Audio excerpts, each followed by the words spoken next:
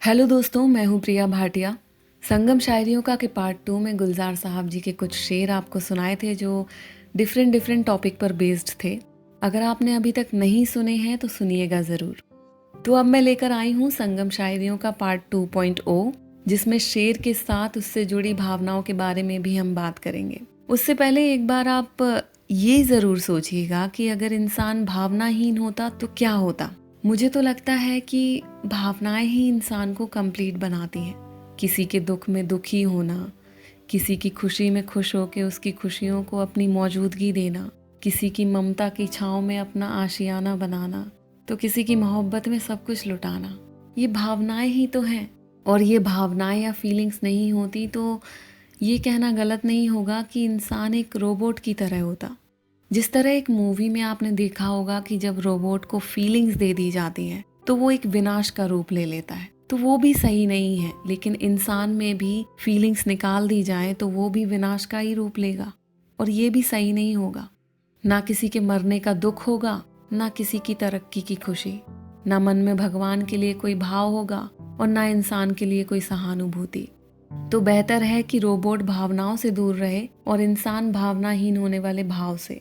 खैर, अब अपने शेर व शायरी के टॉपिक पर वापस चलते हैं, जहां भावनाओं से जकड़े हुए शेर मैं आपको सुनाती हूँ। तो पहला शेर जो मैं आपको सुनाने जा रही हूँ वो है वसीम बरेलवी जी का। वसीम जी के कुछ शेर मैं आपको पहले भी सुना चुकी हूँ, जो कि बेहद अच्छे होने की हद को भी पार करते हुए नजर आए हैं। तो सबसे पहले तो मैं आपको बता दूं कि वसीम बरेलवी जी का असल नाम जाहिद हुसैन है, लेकिन अपनी रचनाओं के लिए या अपने पेन के लिए उन्होंने अपना नाम वसीम बरेलवी रखा है। वसीम बरेलवी जी की कई गज़लें जगजीत सिंह जी ने भी गाई हैं। तो चलिए सुनाती हूँ आपको वसीम जी द्वारा लिखी 2 लाइनें। तो लाइनें कुछ इस तरह हैं। जहाँ रहेगा वहीं रोशनी लुटाएगा, जहाँ रहेगा वहीं रोशनी लुटाएगा, किसी चिराग का अपना मकान नहीं होता। तो दोस्तों, अक्सर आपने देखा होगा कि लोग अपने बच्चों को अपने घर का चिराग कहते फिरते हैं, जो उनके कुटुंब को रोशन करे। लेकिन यहाँ शायर ने असली चिराग की बात कही है, जो जहाँ जाता है वहीं रोशनी बिखेर देता है। इसका कोई अपना घर या अपना मकान नहीं होता। अगर आप इसे गहराई से समझें तो बहुत बड़ी बात है ये। अपने घरों को या अपने मकानों को तो हर कोई रोशन करता है, या कहें कि अपने लिए तो हर इंसान कुछ ना कुछ करता है। लेकिन कोई चिराग की तरह सेल्फलेस बने तो क्या ही बात है। जहाँ जाए वहाँ रोशनी फैल जाए, चाहे वो किसी का भी घर हो। तो चलिए बात करते हैं अब अगले शेर की, जिसमें दिल को खुद से हटाकर एक वजूद दे दिया गया है। कई बार आपने देखा होगा कि आप कई फैसले सूझबूझ से लेना चाहते हैं, लेकिन दिल बीच में आ ही जाता है। क्या करें इस दिल का। कई बार आप खुद भी बोलते हैं और लोगों को कहते हुए भी सुनते हैं, दिल नहीं कर रहा जाने का, दिल नहीं कर रहा इस जगह को छोड़ने का, दिल नहीं कर रहा उसे ये बताने का, दिल नहीं कर रहा उसे छोड़ देने का। तो क्या है ये दिल, और क्यों रोकता है ये हमें कई फैसले लेने से। तो ये भी फीलिंग्स हैं हमारी, जो सीधे दिल से कनेक्ट होती हैं। किसी जगह पर रहते रहते उस जगह से लगाव हो जाना, फिर भले ही वो जगह छोड़ के जाना, लेकिन उस जगह का मोह ना छोड़ पाना, क्योंकि फीलिंग्स जुड़ी हैं आपकी उस जगह से, यादें जुड़ी हैं आपकी उस जगह से। इस तरह किसी इंसान से आपका लगाव हो जाना, लेकिन एक दिन अचानक ऐसी सिचुएशन आए और आपको उसे छोड़ना पड़ जाए, तो उस इंसान को या उस जगह या आपकी कोई भी प्यारी चीज़ को अपने अंदर समेटे रखना आपके दिल की मजबूरी है, और उसे छोड़ देना प्रैक्टिकल दुनिया का कड़वा सच, जो कि आजकल काफ़ी लोग हमें बोल देते हैं, बी प्रैक्टिकल। तो ये जो आपका उन यादों को समेटे होने से लेकर बी प्रैक्टिकल होने तक का जो सफ़र होता है, वो काफ़ी मुश्किल होता है, और ये वही जान सकता है जो ये सफ़र तय कर रहा हो। तो चलिए सुनाती हूँ आपको अगला शेर, जिसके राइटर तो हमें नहीं पता, लेकिन जिन्होंने भी लिखा है बहुत खूब लिखा है। तो लाइंस कुछ इस तरह हैं। हम छोड़ चुके हैं उम्मीद तुम्हें पाने की, हम छोड़ चुके हैं उम्मीद तुम्हें पाने की, मगर इस दिल का क्या करें जो आज भी तुम्हारे आने की आस लगाए बैठा है। तो आपको इस शेर में दिल की ख्वाहिश भी नज़र आएगी और प्रैक्टिकल होने का भाव भी। जिस इंसान को आप चाहते हो वो ना मिले तो जाहिर सी बात है कि आपको आगे बढ़ जाना चाहिए।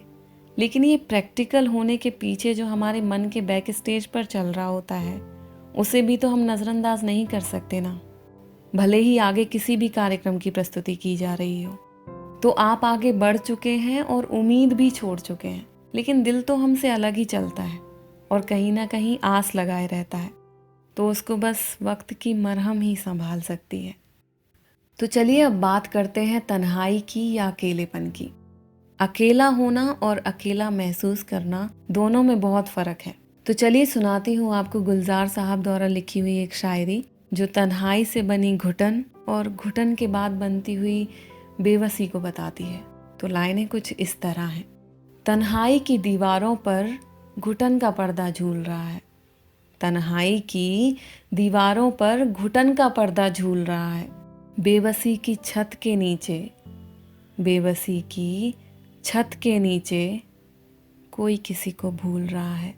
तो ये जो तन्हाई है वो अकेला महसूस करने वाली तन्हाई है। और किसी को भूलना कभी कभी हमें पत्थर पर लिखी इबारत को मिटाने की तरह लगता है, जो मिट तो जाएगी लेकिन उसके कुरेदे हुए वो निशान जख्म दे जाएंगे।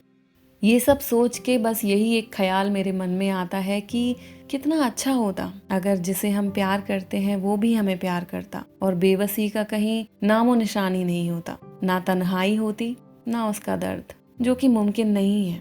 तो बस यही कहना चाहती हूँ कि मोहब्बत आपकी मुकम्मल हो ना हो, लेकिन आपके सपने और आपके लक्ष्य ज़रूर मुकम्मल होने चाहिए, जिन पर सिर्फ और सिर्फ आपका हक होगा। तो चलिए इस सफ़र को यहीं ख़त्म करते हैं और आशा करती हूँ कि ये कुछ मिनटों का जितना भी सफ़र आप मेरे साथ तय करते हैं, उसमें भावनाओं को समेटे हुए किसी ना किसी मंजिल तक तो आप पहुँच ही जाते होंगे। तो अभी आप अपनी मंजिल को एंजॉय कीजिए। अगली बार फिर ले चलूँगी आपको किसी ऐसे ही सफ़र पर जहाँ मैं आपको थोड़ा और समझ पाऊँ और आप शब्दों में खोकर उस सफ़र को एंजॉय कर पाएँ, जो कि मकसद है महफिल अंदाज का, आपको समझने का और आपकी फीलिंग्स को समझने का। और हाँ, इस मुश्किल घड़ी में अपने आप को सुरक्षित रखें और ऐसी ही कुछ अनमोल बातों के लिए हमारे साथ जुड़े रहें और चैनल या पेज को सब्सक्राइब या फॉलो करना ना भूलें। धन्यवाद।